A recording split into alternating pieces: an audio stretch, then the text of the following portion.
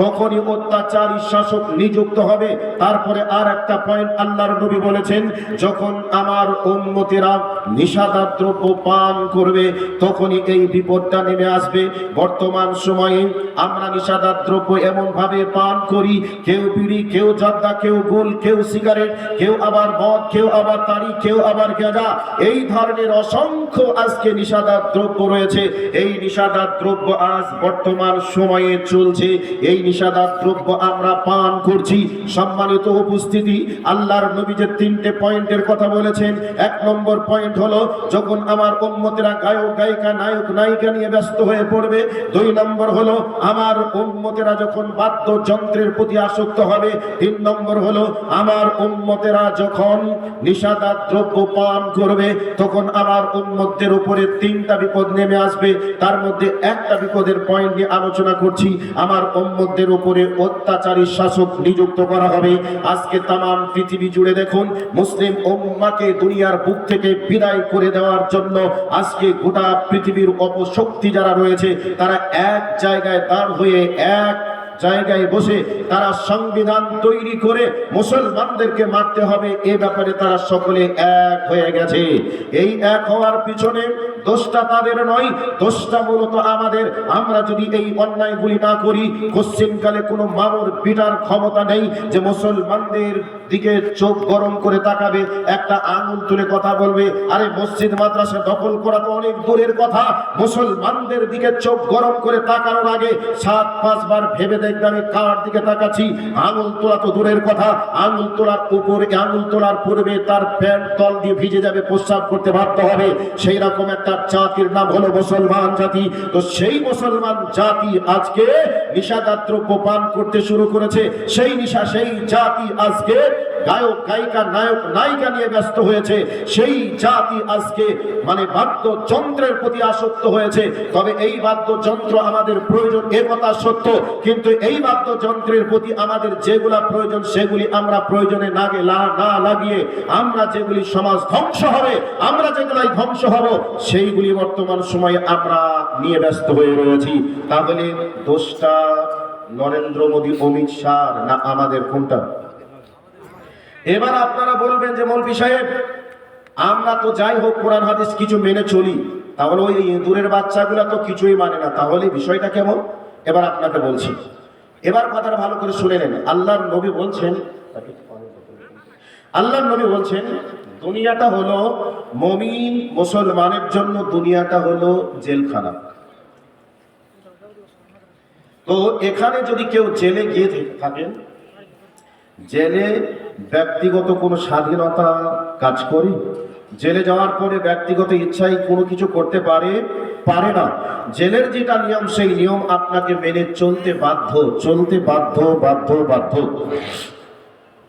তো মুমিন এবং মুসলমান আমরা নবীজির হাদিস অনুযায়ী বর্তমান পৃথিবীতে জেলখানাতে রয়েছি।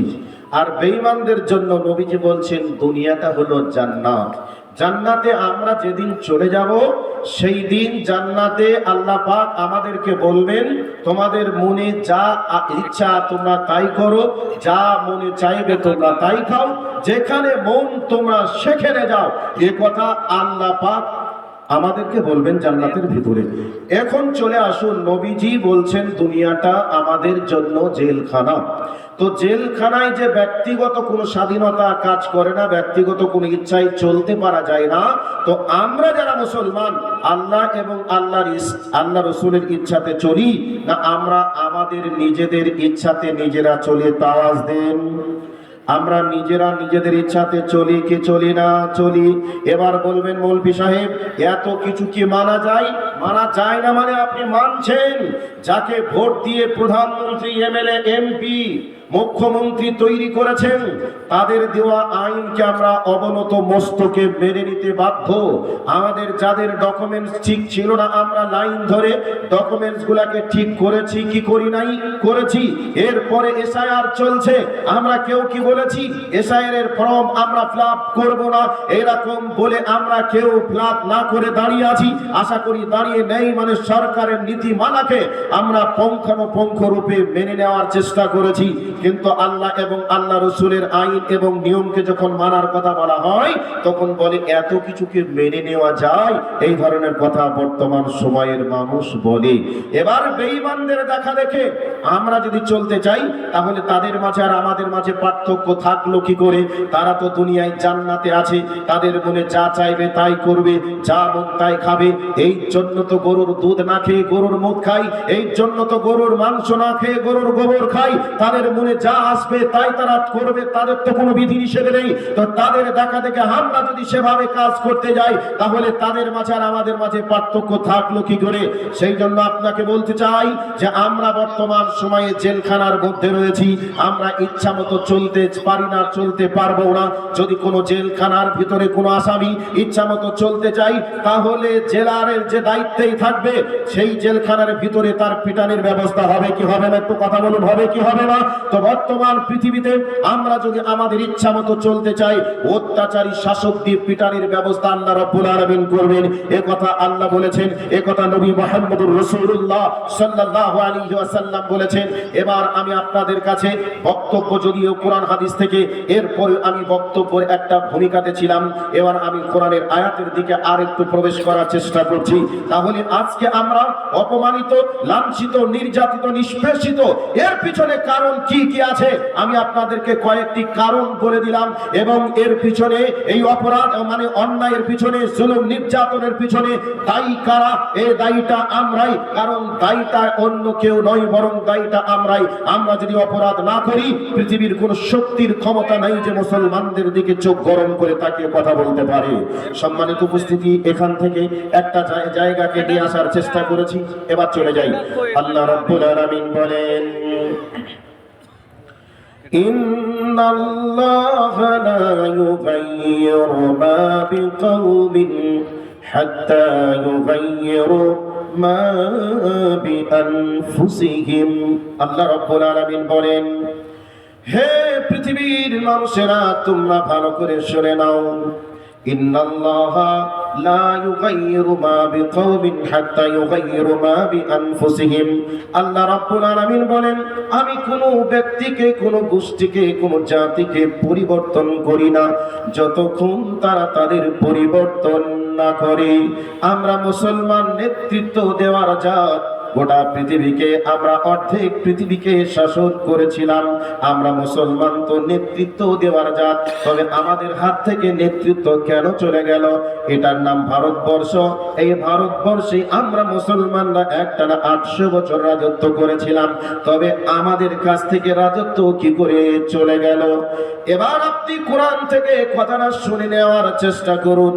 আল্লাহ রাব্বুল আলামিন বলছেন, ইন্নাল্লাহা লা ইউগাইয়িরু মা বিকাওমিন হাত্তা ইউগাইয়িরু মা বিআনফুসিহিম। আল্লাহ রাব্বুল আলামিন বলেন, আমি কোন গোষ্ঠীকে, কোন জাতিকে, কোন ব্যক্তিকে পরিবর্তন করি নাই যতক্ষণ তারা তাদের পরিবর্তন না করে। এর মানে আমাদের পরিবর্তন হয়েছে, তবে এই পরিবর্তনের পিছনে অন্য কেউ দায়ী নয়, এর পিছনে দায়ী হলাম আমরা। এবার বলবেন কেমন করে? আমরা যারা মুসলমান, মুসলমান মানে বেনামাজি থাকতে পারে না। মুসলমান আজকে আমরা নামাজ ছেড়ে দিয়েছি।